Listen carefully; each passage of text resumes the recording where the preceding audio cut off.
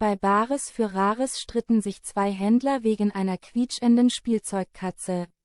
Auch Moderator Horst Lichter war vom Spielzeug begeistert. In der Bares für Rares Ausgabe vom 29. Juli war ein Mitbringsel derart begehrt, dass es sogar einen Streit entfachte.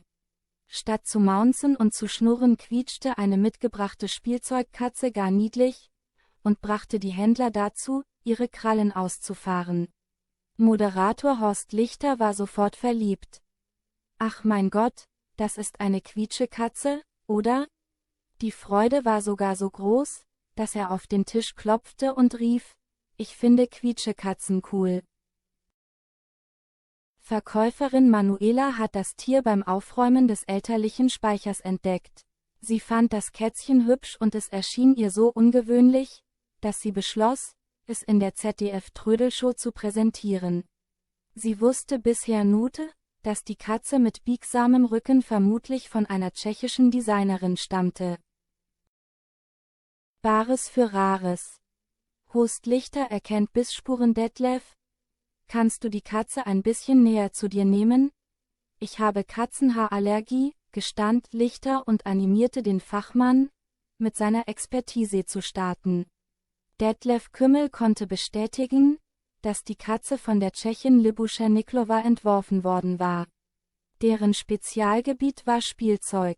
Sie entwarf über 230 verschiedene Modelle, darunter diese so erfolgreichen Akkordeontiere, die quietschen, wenn man Kopf und Hinterteil auseinander bewegt. Auch Hunde und Krokodile dienten als Vorlage. Gedacht waren diese Tiere jedoch nicht nur als Designobjekte. Sie waren durchaus für Kinder konzipiert, sollten bespielbar sein und laut Kümmel ein bisschen Krach machen. Weißt du, was ich besonders süß finde? Wollte Horst Lichter von ihm wissen und zeigte auf den Schwanz der Katze. Hier hat mal ein Kind hineingebissen. Man sieht noch die Abdrücke der Zähnchen, sagte er und machte direkt vor, wie das wahrscheinlich ausgesehen hatte. Waldi, du bist eine Nervensäge. Trotz der kleinen Bissspuren der Mieze aus den Jahren ab 1963 würde sie beeindruckende 200 bis 300 Euro einbringen können. Da war sich Detlef Kümmel sicher.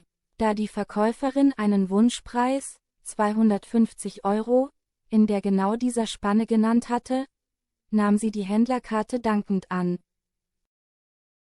Heiß begehrt war das Kätzchen dann auch im Händlerraum.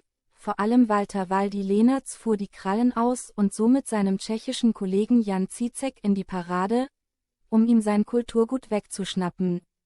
Der entgegnete grummelnd, Waldi, du bist eine Nervensäge, ohne Witz. Zizek fauchte am Ende lauter und biss für 250 Euro zu. Sogar nach der Sendung stritten die Herren weiter. Aber die Katze wollte von nun an bei Zizek bleiben.